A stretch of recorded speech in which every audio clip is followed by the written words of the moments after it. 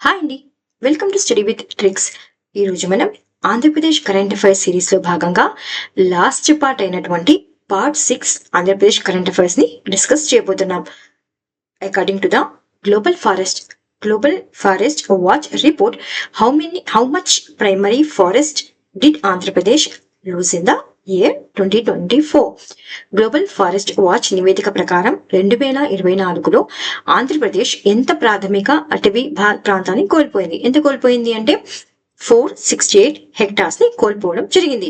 ఏ report మనకు తెలుపుతుంది అంటే గ్లోబల్ ఫారెస్ట్ వాచ్ రిపోర్ట్ అనేటువంటి నివేదిక అనేటువంటి తెలుపుతుంది. అయితే ఈ డేటా అనేటువంటిది 2024కు సంబంధించినది. సో 2024లో ఆంధ్రప్రదేశ్ లో ఎన్ని హెక్టార్ల అటవీ ప్రాంతం అంటే 468 హెక్టార్ల అటవీ ప్రాంతాన్ని కోల్పోవడం జరిగింది ఆంధ్రప్రదేశ్. ఇది 2023లో కోల్పోయిన 424 హెక్టార్ల కంటే ఎక్కువ. సో ఇక్కడ ఏం తెలుస్తుంది అంటే 2023లో ఎంత హెక్టార్ల అటవీ భూమిని కోల్పోయామంటే 424. అలా కాకుండా 2024లో అయితే 424 కన్నా కొంచెం ఎక్కువగా 468 ప్రాథమిక అటవీ ప్రాంతాన్ని కోల్పోవడం జరిగింది. ఈ అటవీ నష్టం వల్ల 1.75 మిలియన్ టన్నుల కార్బన్ డైఆక్సైడ్ ఉద్గారాలు అనేటువంటివి వెలువడడం జరిగింది వాతావరణంలోకి. సో 2001 నుండి 2024 వరకు రాష్ట్రంలో 42.4 వేల హెక్టార్ల ట్రీ కవర్ ని మనం కోల్పోవడం జరిగింది. ఇందులో 66% నష్టం అనేటువంటిది దేని ద్వారా జరిగింది? 60% అంటే అడవులను తొలగించడం వల్ల జరిగిందనమాట. ఏ కారణాలైనా కావచ్చు. అలాంటి కారణాలు ఏవి ఉన్నాయి అంటే వ్యవసాయానికి సంబంధించినవి, మౌలిక సదుపాయాల విస్తరణ, రోడ్స్ అంట, ఇన్ఫ్రాస్ట్రక్చర్ అంట అలాంటివి, మరియు అగ్ని ప్రమాదాలు సంభవించడం వల్ల ఆంధ్రప్రదేశ్ అటవీ ప్రాంతాన్ని కోల్పోవడం జరిగింది. ఎంత? 468 హెక్టార్లు 2024లో. చాలా ఇంపార్టెంట్ రిపోర్ట్ అండి ఇది. గ్లోబల్ ఫారెస్ట్ వాచ్ రిపోర్ట్ నుంచి రావడం జరిగింది. సో ఇంకా కొన్ని విషయాలను నివేదిక అనేటువంటిది తెలపడం జరిగింది. సో న్యాచురల్ ఫారెస్ట్ లాస్ ఎంత సంభవించింది ఆంధ్రప్రదేశ్ లో 2024లో అంటే ద స్టేట్ లాస్ట్ అబౌట్ ఎంత అంటే 5730 హెక్టార్లు అనమాట. ట్రీ కవర్ లాస్ ఎంత అయింది అంటే 2.87,000 హెక్టేర్స్. అది 2023లో అయితే 2.96,000 హెక్టేర్స్. లాంగ్ టర్మ్ లో చూసుకుంటే ట్రీ కవర్ లాస్ అంటే ఏంటి? చెట్లను కోల్పోవడం అనమాట. సో ఎంత అంటే 2001 నుండి 2024 వరకు ఈ నివేదిక అనేటువంటిది తెలపడం జరుగుతుంది. ఎంత total loss, long term tree cover loss ఎంత అంటే 42.4,000 హెక్టర్స్. అలా కాకుండా మనం పర్సంటేజ్ లో కనుక చూసుకుంటే అయితే 3.8% ఆఫ్ టోటల్ ట్రీ కవర్ అనేటువంటిది డిక్రీజ్ అయ్యింది 2000 నుంచి. అదే కార్బన్ డైఆక్సైడ్ ఎమిషన్స్ అయితే 23.1 million tons of carbon dioxide అనేటువంటివి విడుదలవ్వడం జరిగింది వాతావరణంలోకి. సో మెయిన్ గా 2001 నుండి 2024 వరకు అటవీ నిర్మూలనకు అంటే ఏంటి? డిఫారెస్టేషన్ కి కారణాలు ఏమని తెలుపుతున్నాయి నివేదిక అంటే అగ్రికల్చర్, వ్యవసాయం వల్ల, సెటిల్మెంట్స్ అంటే అటవీ ప్రాంతంలో హౌసింగ్స్ అంట, ఇన్ఫ్రాస్ట్రక్చర్ అంట, రోడ్స్ అంట అవి ఏర్పాటు చేయడం వల్ల, ప్లాంటేషన్స్ అంటే మొక్కలు నాటడం వల్ల, షిఫ్టింగ్ కల్టివేషన్ ని షిఫ్ట్ చేయడం వల్ల, అదేవిధంగా వైల్డ్ ఫైర్స్ అంటే అడవిలో మంటలు రావడం, ఇలాంటి కారణాల వల్ల అటవీ నిర్మూలన అనేటువంటిది జరగడం జరిగింది. ఎప్పటి నుంచి ఎప్పటి వరకు అంటే 2001 నుండి 2024 వరకు. ప్రాంతీయ ప్రభావం ఏంది? ఎక్కడ ఎక్కువగా కనిపించింది అంటే ఈస్ట్ గోదావరి, తూర్పు గోదావరిలో కనిపించింది అనమాట. ఎన్ని హెక్టేర్ల లాస్ జరిగింది అంటే 16.4,000 హెక్టేర్ల లాస్ జరగడం జరిగింది. సో ఫైర్ రిలేటెడ్ లాస్ 2001 నుండి 2024 నుంచి చూసుకుంటే అడవిలో మంటలు రావడం వల్ల ఎన్ని హెక్టార్ లాస్ అయినాయంటే 1.39,000 హెక్టార్స్ అనేటువంటి లాస్ అవ్వడం జరిగింది. వరస్ట్ ఫైర్ ఇయర్ అంటే ఏంటి? అడవులలో మంటలు రావడం వల్ల ఏ ఇయర్ లో ఎక్కువగా అడవులలో మంటలు వచ్చాయంటే 2009లో రావడం జరిగింది అనమాట. With 189 hectares. అప్పుడు ఎంత హెక్టార్ లాస్ అయింది అంటే అటవీ భూమి 189 హెక్టార్ల అటవీ భూమి అనేటువంటిది లాస్ అవ్వడం జరిగింది. సో ఈ గ్లోబల్ ఫారెస్ట్ వాచ్ రిపోర్ట్ అనేటువంటిది చాలా ఇంపార్టెంట్. 2025లో రిలీజ్ అవ్వడం జరిగింది. సో ఒకసారి చూసుకోండి. Who is the first person from the Telugu states to receive the prestigious Kirti Chakra, the second highest peacetime gallantry honor? Telugu రాష్ట్రాల నుండి ప్రఖ్యాత కీర్తి చక్ర శాంతి వీరచర్య పురస్కారాలలో రెండవ అత్యున్నత పురస్కారాన్ని పొందిన తెలుగు వ్యక్తి ఎవరు అంటే తొలి వ్యక్తి ఎవరు అంటే ఆంధ్ర రాష్ట్రం నుంచి అంటే మేజర్ మల్లరామ గోపాల్ నాయుడు అన్నమాట. సో యాక్చువల్ గా ఈయన ఆంధ్రప్రదేశ్ కు చెందిన వ్యక్తి. ఈయనకి ఏమొచ్చింది అంటే కీర్తి చక్ర అనేటువంటిది లభించడం జరిగింది. ఈయన తొలి వ్యక్తిగా చరిత్రను కూడా సృష్టించారు. ఉగ్రవాదులను నిర్మూలించడంలో ఆయన చూపినటువంటి ధైర్యం, తెలివితేటలు, తన బృందాన్ని ప్రాణ నష్టం లేకుండా రక్షించిన నాయకత్వం కారణంగా ఈ పురస్కారం ఆయనకు లభించింది. సో ఢిల్లీలోని గేలంటరీ అవార్డ్స్ కార్యక్రమంలో రాష్ట్రపతి ద్రౌపది ముర్ము చేతుల మీదుగా ఆయన పురస్కారాన్ని లభించడం జరిగింది. సో పురస్కారాన్ని అందుకున్నారు. ఎవరి చేతుల మీద అంటే రాష్ట్రపతి ద్రౌపది ముర్ము గారి చేతుల మీదుగా. Which renowned economist from Unguturu village in Krishna district was awarded the Padma Shri for his outstanding contributions to education and literature in 2025? 2025లో విద్య మరియు సాహిత్య రంగాలలో విశిష్ట సేవలు అందించిన ఉంగుటూరు గ్రామానికి చెందిన ప్రముఖ ఆర్థిక శాస్త్రవేత్త పద్మశ్రీ పురస్కారాన్ని పొందిన వారు ఎవరు అంటే ప్రొఫెసర్ కోసరాజు లీలా కృష్ణ గారు. ఈయన ఏ జిల్లాకి చెందినవారు అంటే కృష్ణా జిల్లాకి చెందినవారు అనమాట. కృష్ణా జిల్లా ఉంగుటూరు గ్రామానికి చెందిన ప్రొఫెసర్ కోసరాజు లీలా కృష్ణ విద్య మరియు సాహిత్య రంగాలలో లీలాకృష్ణ ఏ రంగాలలో అంటే విద్య మరియు సాహిత్య రంగాలలో చేసినటువంటి విశిష్ట సేవలకు గాను ఆయనకి ఏ పురస్కారం లభించిందండి? పద్మశ్రీ పురస్కారాన్ని లభించడం జరిగింది. సో రాష్ట్రపతి అయినటువంటి ద్రౌపది ముర్ము గారి చేతుల మీదుగా అందుకోవడం జరిగిందనమాట. ఈయన కేఎల్ లేదా కేఎల్కే అని విద్యా వర్గాల్లో ప్రసిద్ధి చెందారనమాట. ఆయన ఏ దాంట్లో ఈయన ముఖ్య పాత్ర పోషించారు అంటే పారిశ్రామిక ఆర్థిక శాస్త్రం, అనువర్తిత గణాంకాలు, ప్రాంతీయ విశ్లేషణలో ప్రముఖంగా నిలిచడం జరిగింది. ఆర్బీఐ మద్దతుతో 2013 నుండి 2022 మధ్య నిర్వహించిన ఇండియా క్లెమ్స్ ప్రొడక్టివిటీ ప్రాజెక్ట్ కు నాయకత్వం వహించడం జరిగింది. 2000లో పదవీ విరమణ చేసినప్పటికీ 2010 వరకు బోధనను కొనసాగించారు. సో ఇంపార్టెంట్ క్వశ్చన్ ఇది. ఎవరికి లభించింది పద్మశ్రీ అవార్డు అంటే సాహిత్య రంగంలో మరియు విద్యా రంగంలో అంటే ప్రొఫెసర్ కోసరాజు లీలా కృష్ణ. ఇవన్నీ గుర్తుపెట్టుకోకపోయి అన్న పేరును మరియు ఏ అవార్డు లభించింది అన్నది 2 పాయింట్స్ ని గుర్తుపెట్టుకుంటే చాలు. Which Telugu author from Kadapa district was honored with multiple lifetime achievement awards for his contributions to literature, including the novel Kondapalem? Kadapa జిల్లాకు చెందిన తెలుగు రచయిత కొండపొలం నవలతో సహా సాహిత్యానికి చేసిన విశిష్ట సేవలకు గాను ఆయనకు అనేక జీవిత సాఫల్య అనేక పురస్కారాలు అనేటువంటివి లభించాయి అన్నమాట. ఎవరికి లభించాయి అంటే ఎస్ అన్నపురెడ్డి వెంకటరామరెడ్డి గారికి లభించడం జరిగింది. ఆయన ఏ జిల్లాకు చెందారంటే కడప జిల్లాకు చెందినారు. పల్లె ఏది అంటే బాలరాజు పల్లె అన్నమాట. ఆయన యాక్చువల్ గా ప్రభుత్వ ఉపాధ్యాయుడిగా పదవీ విరమణ చేసిన తర్వాత తెలుగు సాహిత్యంలో గొప్ప ప్రభావాన్ని చూపడం జరిగింది. ఎందుకంటే 1987 నుండి ఆయన 200 కంటే ఎక్కువ పద్యాలు, 90 చిన్న కథలు, 9 నెలలు రచించడం జరిగింది. సో నల్లమల అడవులలోని గొర్రెల కాపురుల జీవితాన్ని ఆధారంగా చేసుకుని రాసిన కొండపొలం నవల టైగర్ లెసన్స్ అనే పేరుతో నరసింహ కుమార్ ద్వారా ఆంగ్లంలోకి అనువదించబడింది. సో ఎగ్జామ్ లో కనుక అడిగితే టైగర్ లెసన్స్ అదే కొండపొలం అనే నవల ఎవరు రాశారు అంటే అన్నపురెడ్డి వెంకటరామిరెడ్డి. సో ఈ కొండపొలం నవలను ఇంగ్లీష్ లో ఎవరు రాశారు అంటే నరసింహ కుమార్. ఆ ఇంగ్లీష్ లోకి అనువదించిన పేరు ఏం పేరు అంటే టైగర్ లెసన్స్ అన్నమాట. ఈ అనువాదాన్ని బ్లూమ్స్బర్గ్ సంస్థ 2025 జూన్ 3న విడుదల చేసింది. ఆయనకు 2024లో ఆచార్యకేతు విశ్వనాథ్ రెడ్డి స్మారక జీవిత సాఫల్య పురస్కారం, 2023లో అమృతలత జీవిత సాఫల్య పురస్కారం లభించడం జరిగింది. సాహిత్యం అనేది మానవ సంబంధాలను మెరుగుపరచడమే కాకుండా అణచివేయబడిన వర్గాల పోరాటాలను వెలుగులోకి తీసుకురావడంలో కీలక పాత్ర పోషిస్తుంది అని అభిప్రాయపడడం జరిగింది. సో ఈయన నవల ఇంపార్టెంట్ అంటే నవల పేరు ఏం పేరంటే కొండపొలం.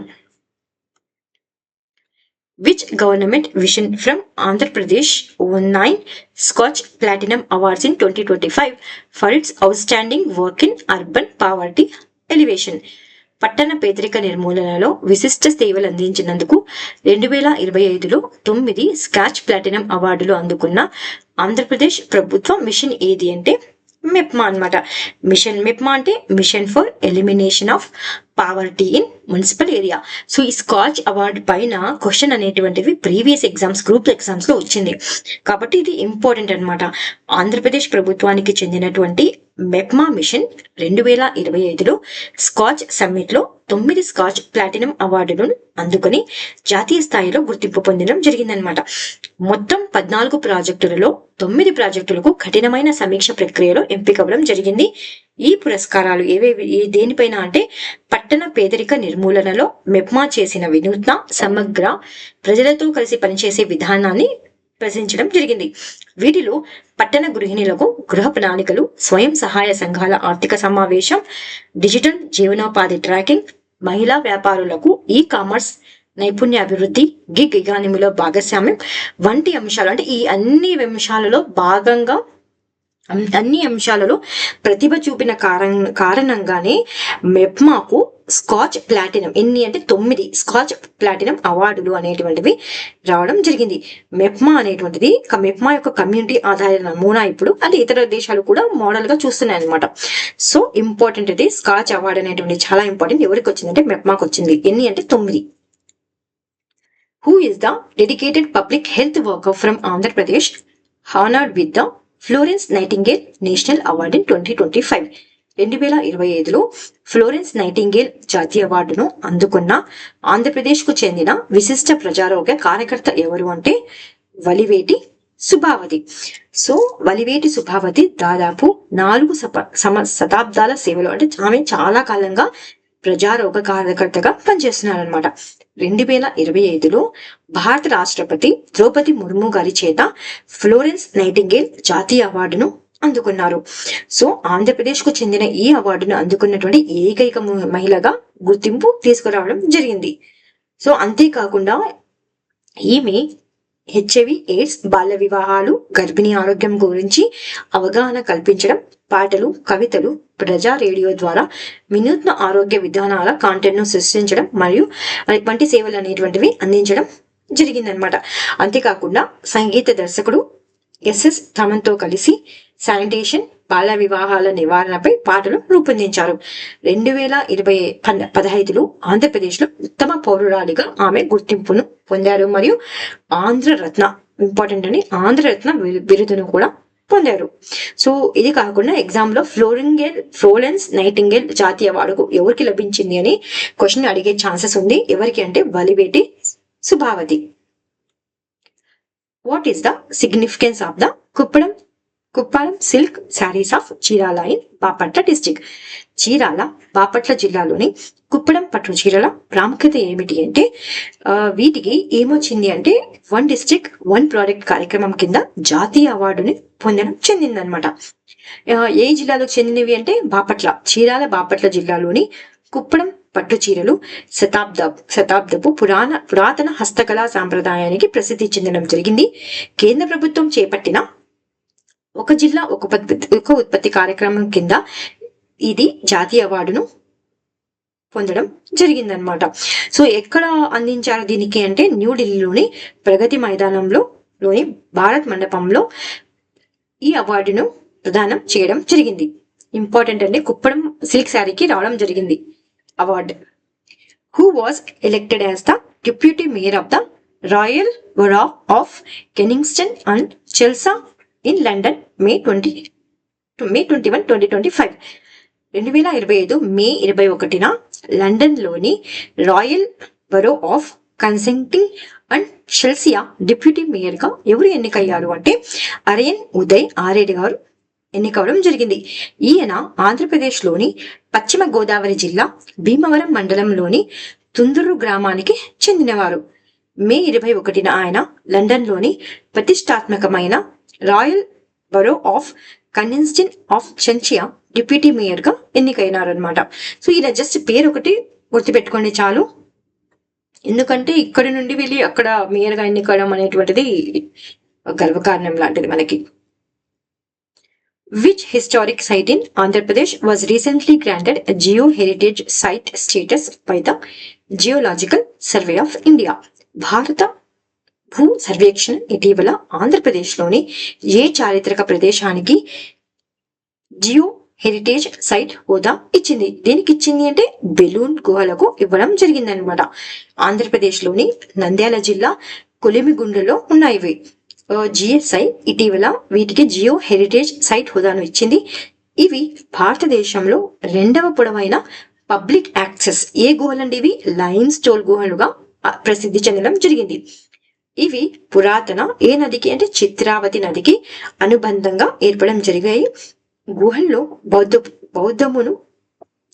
బౌద్ధ మతముకు సంబంధించినటువంటి మట్టి పాత్రలు మరియు బౌద్ధ చైనా సన్యాసులకు సంబంధించిన అవశేషాలు కూడా ఉండడం జరిగిందనమాట.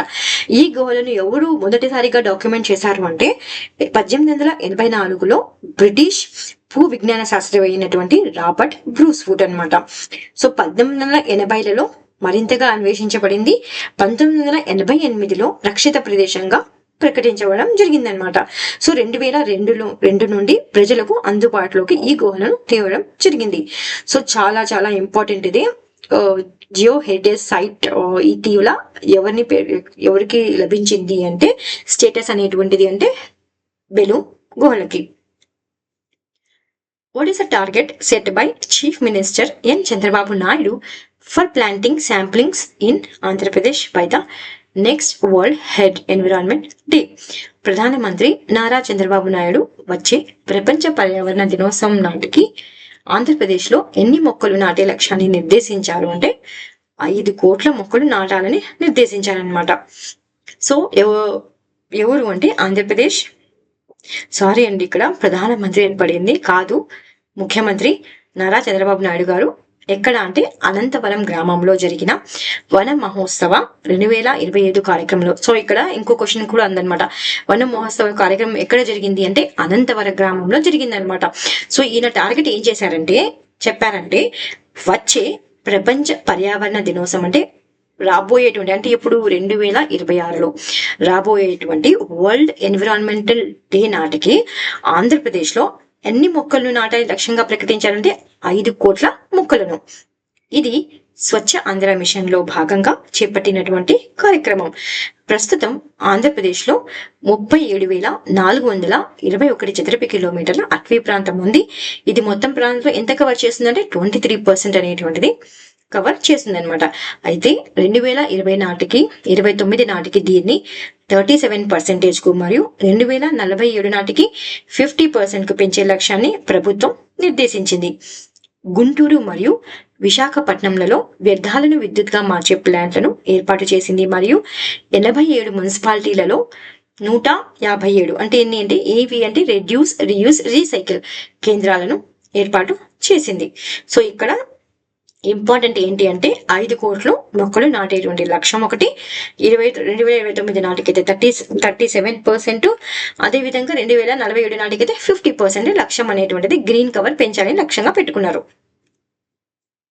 Which young sprinter from Alluri Sitaramarazu district won gold in the women's 4x400 meter relay at the 26th Asian athletics championship held in Gumi South Korea. Gumi దక్షిణ కొరియాలో జరిగిన 26వ ఆసియా అథ్లెటిక్స్ ఛాంపియన్షిప్ లో మహిళల 4x400 మీటర్ల రిలేలో స్వర్ణం గెలుచుకున్నటువంటి అల్లూరి సీతారామరాజు జిల్లాకు చెందిన యువ స్ప్రింటర్ ఎవరు అంటే కుంజా రజిత. సో ఇంపార్టెంట్ అండి, ఎందుకంటే మీకు గోల్డ్ అనేటువంటిది రావడం జరిగిందనమాట. కుంజా రజిత అల్లూరి సీతారామరాజు జిల్లాలోని కూనవరం మండలం రామచంద్రాపురం గ్రామానికి చెందినటువంటి 19 ఏళ్ల స్ప్రింటర్. ఎక్కడ జరిగింది ఈవెంట్ అంటే గుమి దక్షిణ కొరియాలో జరిగిన 26వ ఆసియా అథ్లెటిక్స్ ఛాంపియన్షిప్ లో మహిళల 4x400 మీటర్ల రిలేలో స్వర్ణం గెలుచుకుని ఒక గొప్ప మైలురాయిని సాధించడం జరిగింది. Which 2 prestigious naval events are set to be hosted by Visakhapatnam in February 2026? చాలా చాలా చాలా ఇంపార్టెంట్ క్వశ్చన్ ఇది. ఎప్పుడు అంటున్నారు అంటే 2025 కాదండి, 2026. 2026 ఫిబ్రవరిలో విశాఖపట్నం ఆతిథ్యమయ్యబోయే 2 ప్రతిష్టాత్మక నౌకా ఈవెంట్స్ ఏమిటి అంటే, ఒకటి ఇంటర్నేషనల్ ఫ్లీట్ రివ్యూ, రెండవది మిలాన్. రెండు కూడా 2026లోనే జరుగుతాయన్నమాట. ఏది ఆతిథ్యం ఇస్తోంది అంటే విశాఖపట్నం. 2026 ఫిబ్రవరిలో 2 ప్రతిష్టాత్మక నౌకా ఈవెంట్లను ఆతిథ్యం ఇవ్వబోతోంది. ఒకటి ఇంటర్నేషనల్ ఫ్లీట్ రివ్యూ, 2 మిలాన్ 2026. ఈ రెండింటిని ఎవరు నిర్వహిస్తారు అంటే భారత నౌకాదళం నిర్వహిస్తుంది. ఇంటర్నేషనల్ ఫ్లీట్ రివ్యూ నౌకాశక్తిని ప్రదర్శించడం మరియు అంతర్జాతీయ సముద్ర సహకారాన్ని పెంపొందించడాన్ని లక్ష్యంగా నిర్వహించబడుతోందన్నమాట. ఏంటి ఇంటర్నేషనల్ ఫ్లీట్ రివ్యూ అనేటువంటిది? 145 దేశాలకు ఆహ్వానాలు అనేటువంటివి పంపడం జరిగింది ఇందులో పాల్గొనమని. మరియు నౌకా చీఫ్లు మరియు ప్రతినిధులు హాజరు కావడం అంటే ఆశించబడుతున్నమాట. వీళ్ళందరూ ఈ దేశాల నుండి, ఈ 45 దేశాల నుండి అటెండ్ అవుతారు అని ఆశించబడుతుంది. ఈ ఈవెంట్ భారతదేశం యొక్క ప్రపంచ సముద్ర స్థాయిని పెంచడం మరియు విశాఖపట్నంలో పర్యాటకాన్ని ప్రోత్సహించడం కోసం ముఖ్యమైనదిగా చెప్పవచ్చు. ఇది ఒకటి. సెకండ్ ఇది మిలన్ 2026. ఇది ఒక బహుపాక్షిక నౌకా వ్యాయామం మరియు 2026 ఎడిషన్ విశాఖపట్నంలో ఈస్టర్న్ నేవల్ కమాండ్ ఆధ్వర్యంలో మొదటిసారి నిర్వహించబడుతుంది. విశాఖపట్నం యొక్క అద్భుతమైన మౌలిక సదుపాయాలు మరియు వ్యూహాత్మక స్థానం కారణంగా ఈ పెద్ద స్థాయి ఈవెంట్ అనేటువంటి దానికి విశాఖపట్నంను ఎంచుకోవడం జరిగింది. చాలా చాలా ఇంపార్టెంట్ క్వశ్చన్ ఇది. Under the PM Suryaghar Muft Bijli Yojana, what is the target set by the Andhra Pradesh government for rooftop solar installations by the end of 2025? PM Suryaghar Muft Bijli Yojana కింద 2025 చివరి నాటికి ఆంధ్రప్రదేశ్ ప్రభుత్వం roof top solar ఇన్స్టాలేషన్ల కోసం నిర్దేశించిన లక్ష్యం ఏమిటి అంటే 20 లక్షల రూఫ్ టాప్ సోలార్ యూనిట్లను ఏర్పాటు చేయడం అన్నమాట. సో ఏ స్కీమ్స్ కింద అంటే పిఎం ప్రధానమంత్రి సూర్యఘర్ కింద, ముఫ్త్ బిజిలీ యోజన కింద ఆంధ్రప్రదేశ్ ప్రభుత్వం ఎప్పటి నాటికి అంటే 2025 చివరి నాటికి ఎన్ని లక్షల? 20 లక్షల రూఫ్ టాప్ సోలార్, అంటే ఇంటి పై కప్పులపై వేస్తారు కదా ఆ సోలార్ అన్నమాట. రూఫ్ టాప్ సోలార్ యూనిట్లు ఇన్స్టాల్ చేయడానికి ఒక ప్రతిష్టాత్మకమైన లక్ష్యాన్ని నిర్దేశించడం జరిగింది. ఈ కార్యక్రమం ఆంధ్రప్రదేశ్ నివాసితులకు అందుబాటులో ఉండే మరియు స్థిరమైన శక్తి పరిష్కారాలను అందించడానికి లక్ష్యంగా పెట్టుకుంది. అంతేకాకుండా ఆంధ్రప్రదేశ్ రాష్ట్రం NTPC విద్యుత్ వ్యాపార నిగమ్ లిమిటెడ్ తో కలిసి భవనాలపై, ఏ భవనాలపై అంటే ప్రభుత్వ అంటే గవర్నమెంట్ బిల్డింగ్స్ పైన 300 మెగావాట్ రూఫ్ టాప్ సోలార్ వ్యవస్థలను ఇన్స్టాల్ చేయడానికి ప్రణాళికను రూపొందించింది. సో ఇక్కడ 2 క్వశ్చన్స్ ఉన్నాయన్నమాట. ఆంధ్రప్రదేశ్ రాష్ట్రం ఎవరితో కలిసి ఇన్స్టాల్ చేస్తుంది అని అడగచ్చు. ఎవరితో కలిసి అంటే NTPC. అలా కాకుండా ఆంధ్రప్రదేశ్ మరియు NTPC రెండు కలిసి ఎన్ని మెగావాట్ రూఫ్ టాప్ సోలార్ వ్యవస్థలను ఆంధ్రప్రదేశ్ గవర్నమెంట్ ఆఫీసెస్ పై ఇన్స్టాల్ చేయడానికి ప్రణాళిక రూపొందించింది అంటే 300 మెగావాట్లు. ఇన్స్టాలేషన్, ఆపరేషన్స్ మరియు నిర్వహణను NTPC విద్యుత్ వ్యాపార నిగమ్ లిమిటెడ్ అనేటువంటిది చూసుకుంటుంది. ప్రభుత్వం, ఇది చాలా చాలా ఇంపార్టెంట్, ప్రభుత్వం ప్రతి జిల్లాలో 5 మోడల్ సోలార్ గ్రామాలను అభివృద్ధి చేయాలని లక్ష్యంగా పెట్టుకుంది.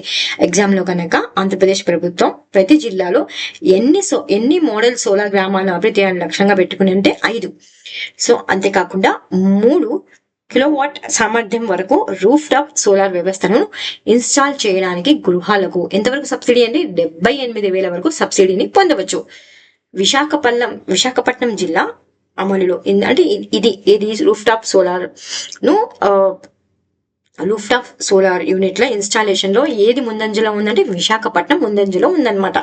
సో 1,550 దరఖాస్తులలో 272 ఇన్స్టాలేషన్స్ అనేటువంటివి ఆల్రెడీ పూర్తి చేసుకోవడం జరిగింది. ఎవరు అంటే Visakhapatnam. Where has Andhra Pradesh first DGCA approved flying training organisation been launched? Andhra Pradesh లో మొదటి DGCA ఆమోదిత ఫ్లయింగ్ ట్రైనింగ్ ఆర్గనైజేషన్ ఎక్కడ ప్రారంభించబడింది అంటే కర్నూలులో ప్రారంభించబడడం జరిగిందనమాట. ఇది భారత్ విమానయాన రంగంలో ఒక ముఖ్యమైన అభివృద్ధిగా చెప్పవచ్చు. ఏ అకాడమీ అంటే orient flights aviation academy. Andhra Pradesh లో మొదటి DGCA ఆమోదిత ఫ్లయింగ్ ట్రైనింగ్ ఆర్గనైజేషన్ ను కర్నూలులో ప్రారంభించింది. ఈ ఆధునిక శిక్షణా కేంద్రం ఆధునిక విమానాలు, ప్రొఫెషనల్ ఇన్స్ట్రక్టర్లు మరియు DGCA అనుగుణమైన పాఠ్యాంశాన్ని అందించడం జరుగుతుంది. గతంలో దక్షిణ భారతదేశంలోని పైలట్లు ట్రైనింగ్ కోసం వెళ్ళాలంటే దూర ప్రాంతాలకు వెళ్లాల్సి వచ్చేది. సో ఇప్పుడైతే ఆంధ్రప్రదేశ్లోనే ప్రపంచ స్థాయి పైలట్ శిక్షణ పొందవచ్చు. అదనంగా అంతేకాకుండా ఆంధ్రప్రదేశ్ కూడా airport development corporation limited Orvakallu green field airport లో ఒక పైలట్ శిక్షణా కేంద్రాన్ని ఏర్పాటు చేయాలని ప్రతిపాదించింది. చాలా చాలా ఇంపార్టెంట్. ఎగ్జామ్ లో కనుక Andhra Pradesh airports development corporation limited ఏ ఎయిర్పోర్ట్ లో పైలట్ శిక్షణా కేంద్రాన్ని ఏర్పాటు చేయాలని ప్రతిపాదించింది అంటే ఓర్వకల్లు గ్రీన్ ఫీల్డ్ ఎయిర్పోర్ట్ లో. ఇది అమలు చేయబడితే రాష్ట్రంలోనే మొదటి ఫెసిలిటీ అవుతుంది అనమాట స్టేట్ లో ఇలాంటిది training centre. Which train was flagged off at Anantapur railway station, offering affordable travel for employees, traders, patients and students? Anantapuram railway station లో ప్రారంభించబడిన ఉద్యోగులు, వ్యాపారులు, రోగులు మరియు విద్యార్థులకు అందుబాటులో ఉన్న ప్రయాణాన్ని అందించేటువంటి రైలు అంటే ఇటీవల ప్రారంభించారనమాట ఆ రైలు పేరు ఏమిటి అంటే అనంతపూర్ KSR బెంగళూరు మెము ట్రైన్ అంటారు దాన్ని. సో దీన్ని ఎవరు ప్రారంభించారంటే అనంతపూర్ ఎంపీ అయినటువంటి అంబికా లక్ష్మీనారాయణ, అనంతపూర్ కలెక్టర్ అయినటువంటి వినోద్ కుమార్, రాప్తాడు ఎమ్మెల్యే పరిటాల సునీత మరియు రైల్వే అధికారులచే అధికారికంగా ప్రారంభించడం జరిగింది. ఈ రైలును ఉద్యోగులు, వ్యాపారులు, రోగులు మరియు విద్యార్థులకు అందుబాటులో ఉన్న ప్రయాణాన్ని అందించడం వల్ల ఒక ప్రధాన విజయంగా పరిగణించబడడం జరిగింది. సో ఎంపీ, ఎమ్మెల్యే మరియు రైల్వే అధికారులు ప్రారంభ ప్రయాణంలో పల్లి స్టేషన్ కు రైల్లో ప్రయాణించారనమాట. అదనంగా కేంద్రం అనేటువంటిది గుంతకల్ డివిజన్ కు 500 కోట్లు మరియు అనంతపురం రైల్వే స్టేషన్ ఆధునీకరణకు 50 కోట్లు కేటాయించింది. ఇది ప్రాంత రైల్వే మౌలిక సదుపాయాలను మరింతగా మెరుగుపరుస్తుంది. Which city has been proposed by Chief Minister in Chandrababu Naidu for the establishment of a civil aviation university? Civil aviation university స్థాపన కోసం ముఖ్యమంత్రి నారా చంద్రబాబు నాయుడు గారు ప్రతిపాదించారనమాట. నగరం ఏది అంటే విశాఖపట్నం. ఎందుకు విశాఖపట్నంలో అంటే విశాఖపట్నంలో సివిల్ ఏవియేషన్ యూనివర్సిటీ స్థాపనకు పరిశీలించారు కదా. ఎందుకంటే ఆంధ్రప్రదేశ్ లో విమానయాన రంగాన్ని బలోపేతం చేయడం మరియు సివిల్ ఏవియేషన్ లో ఆధునిక విద్య మరియు శిక్షణను అందించడం లక్ష్యంగా పెట్టుకున్నారనమాట. అదనంగా విజయవాడ మరియు విశాఖపట్నం విమానాశ్రయం నుండి భారతదేశంలోని వివిధ నగరాలకు విమాన కనెక్టివిటీని మెరుగుపరచడం ఎంతో అవసరమని వివరించడం జరిగింది. సో జస్ట్ అనేటువంటిది ఎక్కడ సివిల్ ఏవియేషన్ యూనివర్సిటీ అనేటువంటిది ఏర్పాటుకు ప్రతిపాదించారంటే విశాఖపట్నం. ఈ ఒక పాయింట్ గుర్తుపెట్టుకోండి. In which category did SRM university AP secure the top rank under the Indian Institutional Ranking Framework in 2025. SRM University AP Andhra Pradesh Indian institute ranking frameworks 2025 లో ఏ విభాగంలో అగ్రస్థానాన్ని సాధించింది అంటే నూతన యుగ అభివృద్ధి చెందుతున్నటువంటి విశ్వవిద్యాలయం కేటగిరీలో లభించడం జరిగింది. ఎవరికి? SRM యూనివర్సిటీ కి. సో ఎవరి ద్వారా అంటే ఇండియన్ ఇన్స్టిట్యూట్ ర్యాంకింగ్ ఫ్రేమ్వర్క్స్ ద్వారా ప్రైవేట్ యూనివర్సిటీల విభాగంలో నూతన యుగ అభివృద్ధి అంటే న్యూ ఏజ్ ఎమర్జింగ్ యూనివర్సిటీస్ విభాగంలో అగ్రస్థానాన్ని సాధించింది. IIRF ర్యాంకింగ్స్ బోధన, అభ్యాస వనరులు మరియు పాఠశాల విధానం, పరిశోధన, పరిశ్రమ సమగ్రత, ప్లేస్మెంట్ వ్యూహాలు, భవిష్యత్తు దృష్టి మరియు అంతర్జాతీయ దృక్పథం వంటి పారామీటర్స్ ఆధారంగా భారతదేశ వ్యాప్తంగా ఈ సంస్థలను అంచనా వేయడం జరుగుతుంది. సో ఇవి ఎంత గుర్తుకు లేకపోయినా జస్ట్ ఒకటి, ఏ యూనివర్సిటీకి IIRF ర్యాంకింగ్ లభించింది అంటే SRM యూనివర్సిటీకి IIRF ర్యాంకింగ్ అనేటువంటిది లభించడం జరిగింది. ఈ కేటగిరీలో అంటే న్యూ ఏజ్ ఎమర్జింగ్ యూనివర్సిటీ కేటగిరీలో. సో ఇప్పుడు న్యూస్ లో ఉంది, ఇది మేబీ అడగచ్చు ఎందుకంటే ఇది Super 6 లో భాగంగా ఉన్నటువంటి స్కీమ్ అన్నమాట. ఆంధ్రప్రదేశ్ ముఖ్యమంత్రి నారా చంద్రబాబు నాయుడు గారు మహిళలు, బాలికలు మరియు ట్రాన్స్జెండర్ల కోసం ప్రారంభించిన ఉచిత బస్సు ప్రయాణ పథకం ఏమిటి? What is the name of the free bus travel scheme launched by Andhra Pradesh CM N Chandrababu Naidu for women, girls and transgenders. ఎప్పుడు లాంచ్ చేశారంటే ఆగస్టు 15న లాంచ్ చేయడం జరిగింది. ఈ పథకం పేరేమి అంటే శ్రీ శక్తి పథకం. ఎక్కడ అంటే అమరావతిలో ప్రారంభించారు. ఈ పథకం ద్వారా ఆంధ్రప్రదేశ్ నివాసితులైన మహిళలు, బాలికలు మరియు ట్రాన్స్జెండర్లు ఏపీఎస్ఆర్టీసీ బస్సుల్లో ఉచితంగా ప్రయాణించవచ్చు. Palle Velugu, ultra Palle Velugu, city ordinary, metro express వంటి 5 రకాల ఏపీఎస్ఆర్టీసీ సేవలు ఈ పథకంలో ఉన్నాయన్నమాట. సో ఏపీఎస్ఆర్టీసీకి చెందిన 11,449 బస్సుల్లో 74% బస్సులు ఉచిత ప్రయాణానికి అందుబాటులోకి తీసుకురావడం జరిగింది. అయితే ఈ బస్సు సర్వీసు ప్రారంభించినటువంటి 30 గంటల్లోనే 12 లక్షలకు పైగా మహిళలు ప్రయాణించి సుమారుగా 5 కోట్లను ఆదా చేయడం జరిగింది. ఇది సూపర్ 6 హామీలలో ఒకటి. మహిళా సాధికారతకు మరియు ప్రజా రవాణా సౌలభ్యం పెంపునకు దోహదం పడుతుంది. Where is Chief Minister N. Chandrababu Naidu planning to set up the National Academy of Construction to meet the skill demands of the upcoming capital city? రాబోయే రాజధాని నగరానికి నైపుణ్య అవసరాలను తీర్చడానికి ముఖ్యమంత్రి నారా చంద్రబాబు నాయుడు గారు నేషనల్ అకాడమీ ఆఫ్ కన్స్ట్రక్షన్ ను ఎక్కడ ఏర్పాటు చేయాలని యోచిస్తున్నారు అంటే అమరావతిలో. చాలా ఇంపార్టెంట్ అండి ఇది. ఎందుకంటే రాబోయే రాజధానికి అంటే అమరావతి నగరానికి నైపుణ్య అవసరాలను తీర్చడానికి ముఖ్యమంత్రి నారా చంద్రబాబు నాయుడు గారు అమరావతిలో నేషనల్ అకాడమీ ఆఫ్ కన్స్ట్రక్షన్ ను ఏర్పాటు చేయాలనుకుంటున్నారు. ఎందుకంటే అమరావతికి 60 కోట్ల విలువైనటువంటి పనులు జరుగుతున్నందున నైపుణ్యంతో కూడిన సివిల్ ఇంజనీర్లు, ఎలక్ట్రీషియన్లు, ప్లంబర్లు మరియు నిర్మాణ కార్మికుల కోసం పెద్ద డిమాండ్ అనేటువంటిది ఉందన్నమాట. ఈ ఎన్ఏసి అనేటువంటిది వ్యక్తులను శిక్షణ ఇవ్వడం, ఉద్యోగ అవకాశాలను సృష్టించడం మరియు అమరావతి నిర్మాణానికి అధిక నాణ్యతా ప్రమాణాలను నిర్ధారించడం వంటివి వాటిలో కీలక పాత్ర పోషిస్తుంది. ఈ ప్రణాళిక ఉద్యోగాలను చాలా ఇంపార్టెంట్ అనేది జస్ట్ ఉద్యోగాలకు తెప్పుతుంది. సో దీంట్లో ఇంపార్టెంట్ ఏంటి అంటే నేషనల్ అకాడమీ ఆఫ్ కన్స్ట్రక్షన్ అనేటువంటిది ఎక్కడ నిర్మిస్తున్నారు అంటే యోచిస్తున్నారు ఎక్కడ అంటే అమరావతిలో. ఇవి రివిజన్ ఎంసీక్యూస్. P4 స్వచ్ఛంద నమోదు డ్రైవ్ లో ఏ జిల్లా ముందుంది అంటే బాపట్ల. సో P4 గురించి మనం ఆల్రెడీ ఆంధ్రప్రదేశ్ కరెంట్ అఫైర్స్ లో ఫస్ట్ పార్ట్ లో డిస్కస్ చేసామన్నమాట. ఎవరైనా కావాలంటే ఆ పార్ట్కి వెళ్ళి P4 గురించి పూర్తిగా తెలుసుకోవచ్చు. Andhra Pradesh integrated clean energy policy 2024 కింద ఆమోదించబడిన 2 పునరుత్పత్తి శక్తి ప్రాజెక్టులు కలిపిన సామర్థ్యం ఎంత అంటే 628 మెగావాట్లు. జల జీవన్ మిషన్ కింద ఆంధ్రప్రదేశ్ గ్రామీణ ప్రాంతాలలో పంపు నీరు ద్వారా తాగునీటి అందుబాటులో ఎంత శాతం సాధించింది అంటే 73.83%.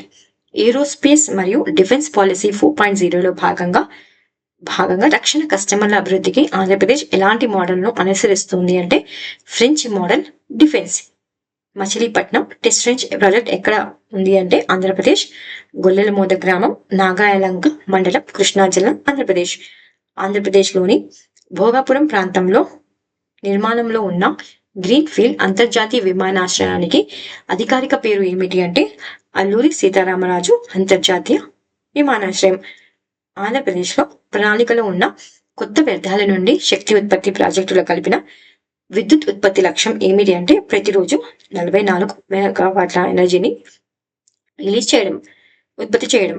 ఒక రాష్ట్రం ఒక ప్రాంతీయ గ్రామీణ బ్యాంక్ విభాగంలో భాగంగా 2025 మే 1న ఆంధ్రప్రదేశ్లో 4 RRBల విలీనంతో రీజనల్ రూరల్ బ్యాంక్స్ విలీనంతో ఏర్పడిన కొత్త బ్యాంక్ ఏంటి అంటే ఆంధ్రప్రదేశ్ గ్రామీణ బ్యాంక్. జాతీయ పారిశ్రామిక కారిడార్ అభివృద్ధి ప్రోగ్రాం కింద ఆంధ్రప్రదేశ్లో ఆర్థిక వృద్ధి మరియు ఉద్యోగాల కల్పనను మెరుగుపరిచేందుకు అభివృద్ధి చేస్తున్న 2 పారిశ్రామిక కేంద్రాలు ఏమిటి అంటే కొప్పర్తి మరియు ఓర్వకల్లు. మే 2025లో యూనిసెఫ్ ఆంధ్రప్రదేశ్ లో యువజన అభివృద్ధిని మద్దతు ఇవ్వడానికి గాను 3 ప్రధాన కార్యక్రమాలు ప్రారంభించింది. ఈ చర్యలను కింది అంటే ఏది అంటే యూత్ ఫర్ సోషల్ ఇంపాక్ట్, యువ హబ్, పాస్పోర్ట్ టు ఎర్నింగ్స్, నైపుణ్యాల అభివృద్ధి, ఉద్యోగ అవకాశాలు మరియు ఉపాధి వేతనం లక్ష్యం అన్నమాట. సో ఇవి అంటే పార్ట్ 6. ఇవాళ మనం ఆంధ్రప్రదేశ్ కరెంట్ అఫైర్స్ సిరీస్ లో అన్ని పార్ట్స్ డిస్కస్ చేసుకున్నాం. సో మీకు ఈ సిరీస్ నచ్చినట్లయితే please do comment. Any suggestion అయితే ప్లీజ్ కమెంట్ బాక్స్ లో చెప్పడానికి ట్రై చేయండి. Thank you so much for watching. Please like, share and subscribe.